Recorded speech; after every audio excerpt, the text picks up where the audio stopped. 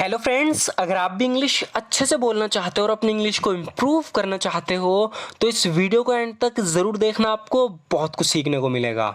So friends, बिना किसी देरी के शुरू करते हैं आज की वीडियो और देखते हैं आज का अपना पहला सेंटेंस। सो फ्रेंड्स, यहाँ पर ये बोल रहा है कि इससे पहले कि कोई तुम्हें देखे वहाँ से निकल जाओ। इसे इंग्लिश में बोलेंगे gate out of there before someone sees you. Gate out of there before someone sees you. तो यहाँ पर ये किसी से कह रहा है कि इससे पहले कि कोई तुम्हें देखे वहाँ से निकल जाओ। Gate out of there before someone sees you, मेरा मतलब पुलिस के आने से पहले वहाँ से निकल जाओ। I mean get out of there before the police come. I mean get out of there before the police come, कह रहा है कि मेरा मतलब पुलिस के आने से पहले वहाँ से निकल जाओ। I mean get out of there before the police come. अगर तुम ऐसा करते हुए पकड़े गए तो मारे जाओगे। तो कोई गैर कानूनी काम कर रहा है, इसलिए इससे बोल रहा है कि अगर तुम ऐसा करते हुए पकड़े गए तो मारे जाओगे। If you get cot doing this you will be killed. If you get cot doing this you will be killed, कह रहा है कि अगर तुम ऐसा करते हुए पकड़े गए या पकड़े जाते हो तो तुम मारे जाओगे। If you get cot doing this you will be killed. और अगर ऐसा होता है तो हमारा प्लान बर्बाद हो जाएगा। And if this happens our plan will be ruined. And if this happens our plan will be ruined, कह रहा है कि अगर ऐसा होता है तो हमारा प्लान बर्बाद हो जाएगा। And if this happens our plan will be ruined. बस ध्यान रखना तुम पुलिस के द्वारा पकड़े ना जाओ। आगे कह रहा है कि just make sure you don't get caught by the cops. Just make sure you don't get caught by the cops. बस ध्यान रखना तुम पुलिस के द्वारा पकड़े ना जाओ। Just make sure you don't get caught by the cops. तुम्हारे प्लान को मैंने बर्बाद नहीं किया। यहाँ पर इससे कह रही है कि तुम्हारे प्लान को बर्बाद करने वाली मैं नहीं थी। इस इंग्लिश में बोलेंगे it was not me who ruined your plan. It was not me who ruined your plan, यानी तुम्हारे प्लान को मैंने बर्बाद नहीं किया, मैं नहीं थी तुम्हारे प्लान को बर्बाद करने वाली। It was not me who ruined your plan. ये टॉम था जिसने ऐसा किया। It was Tom who did that. It was Tom who did that. तो यहाँ पर ये टॉम पे इल्ज़ाम लगा रही है, कह रही है कि ये टॉम था जिसने ऐसा किया। It was Tom who did that.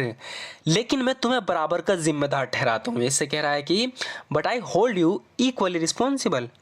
But I hold you equally responsible, लेकिन मैं तुम्हें बराबर का जिम्मेदार ठहराता हूँ। इस तरीके से हम बहुत बोलते हैं, but I hold you equally responsible.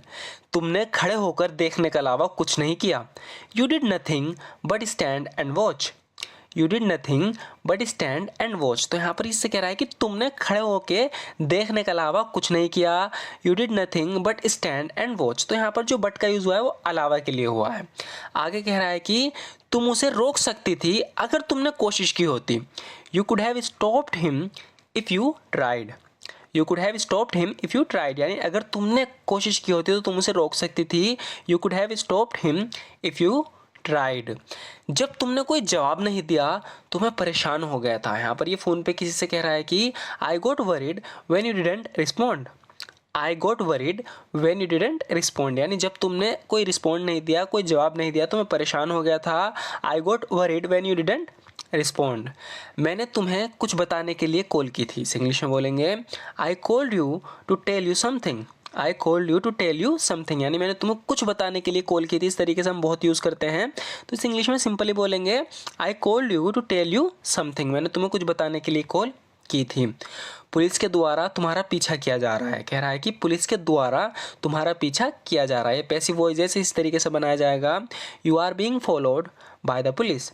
You are being followed, यानी तुम्हारा पीछा किया जा रहा है। You are being followed by the police, police द्वारा। तो इसलिए बोल रहा है कि पुलिस के द्वारा तुम्हारा पीछा किया जा रहा है। You are being followed by the police. तुम्हें पता है ना अगर पकड़े गए तो क्या करना है, कह रहा है कि you know what to do if you get caught. You know what to do if you get caught. तुम्हें पता है ना अगर पकड़े गए तो क्या करना है। You know what to do if you get caught. फालतू की बातों में अपना समय व्यतीत करना मूर्खता है, यानी कि पागलपंती है। तो यहाँ पर ये किसी से कह रही है कि it is foolish while away one's time in idle talk. So friends, यहाँ पर एक फ्रेजल वर्ब का यूज़ हुआ है जिसका मतलब होता है बिताना, कुछ करने में समय बिताना। तो ये कह रही है कि it is foolish while away one's time in idle talk, यानी फालतू की बातों में अपना समय व्यतीत करना यानी बिताना मूर्खता है। इसका एक और एग्जाम्पल देखते हैं ताकि और अच्छे समझ पाएँ वाइल अवे का। वाइल अवे मतलब बिताना। तो यहाँ पर ये किसी से कह रहा है कि ये वही वही बार है जहाँ सारा और मैं घंटों बिताते थे। तो इसकी एक दोस्त थी सारा, उसके बारे में कह रहा है कि ये वही बार है जहाँ सारा और मैं घंटों बिताते थे। तो इस इंग्लिश में बोलेंगे that's the bar where Sarah and I used to while away the hours. तो वाइल अवे का वही मतलब है बिताना, है ना, अच्छे समझना इस बात को। That's the bar where Sarah and I used to while away the hours. ये वही बार है जहाँ सारा और मैं घंटों बिताते थे।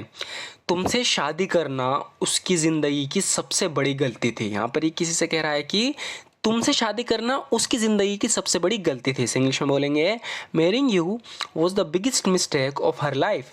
Marrying you was the biggest mistake of her life, यानी तुमसे शादी करना उसकी ज़िंदगी की सबसे बड़ी गलती थी। Marrying you was the biggest mistake of her life, तुमने उसकी पूरी ज़िंदगी बर्बाद कर दी।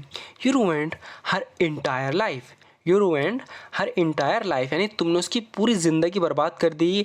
You ruined her entire life, इस गलती की कीमत तुम्हें चुकानी पड़ेगी। ये कह रहा है कि for this mistake you would have to pay the price. For this mistake you would have to pay the price, यानी इस गलती की कीमत तुम्हें चुकानी पड़ेगी। For this mistake you would have to pay the price, उसके साथ जो तुमने किया उसके लिए तुम जेल जाओगे। कह रहा है कि you will go to jail for what you did to her. You will go to jail for what you did to her, यानी उसके साथ जो तुमने किया उसके लिए तुम जेल जाओगे। You will go to jail for what you did to her, उसके साथ जो तुमने किया तुम उसके लिए जेल जाओगे। तुम्हें पता है ना वहाँ पहुँचने के बाद क्या करना है। तो ये किसी मिशन पे जा रहे हैं तो अपने दोस्त को समझा रही है कि तुम्हें पता है ना वहाँ पहुँचने के बाद क्या करना है। इस इंग्लिश में बोलेंगे you know what to do once you get down there. You know what to do once you get down there, तुम्हें पता है ना वहाँ पहुँचने के बाद क्या करना है। You know what to do once you get down there, उसकी जान बचाने का ये आखिरी मौका है। कह रही कि this is our last chance to save her life. This is our last chance to save her life, यानी उसकी जान बचाने के लिए हमारा आखिरी मौका है, हमारे पास आखिरी मौका है। This is our last chance to save her life. बस ध्यान में रखना अगर तुम अपना वादा निभाने में नाकाम रहे। तो इसे याद दिला रही, कह रही कि बस ध्यान रखना अगर तुम अपना वादा निभाने में नाकाम रहे। Just keep in mind if you fail to keep your promise. Just keep in mind if you fail to keep your promise, बस ध्यान रखना अगर तुम अपना वादा निभाने में नाकाम रहे। Just keep in mind if you fail to keep your promise, तो तुम शायद अपनी नौकरी भी खो दोगे। You will probably lose your job too. You will probably lose your job too, तो कह रही है उससे तो तुम शायद अपनी नौकरी भी खो दोगे। You will probably lose your job too, क्योंकि जब बारी कुछ करने की आती है, because when it comes to doing something, because when it comes to doing something, तो यहाँ पर ये किसी के बारे में बात कर रही है। कह रही है कि वो बस बोलता ही बोलता है, करता कुछ नहीं। कह रही है कि क्योंकि जब बारी कुछ करने की आती है, because when it comes to doing something, वो हमेशा बहाने बनाता है। He always makes excuses. He always makes excuses, वो हमेशा बहाने बनाता है।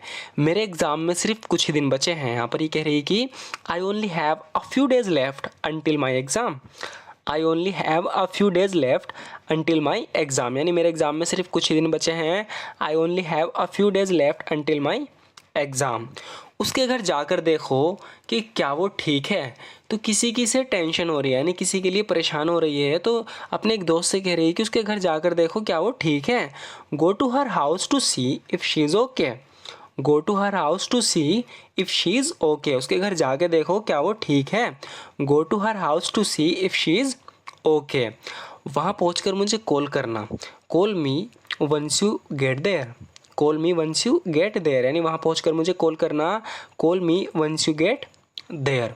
लगता है यहाँ सभी को क्रिकेट पसंद है। तो यहाँ पर नया नया आया है, हर यहाँ पर इसने देखा कि जो भी कोई है मतलब हर किसी को यहाँ क्रिकेट पसंद है, तो बोल रहा है कि it seems that everybody likes cricket hair.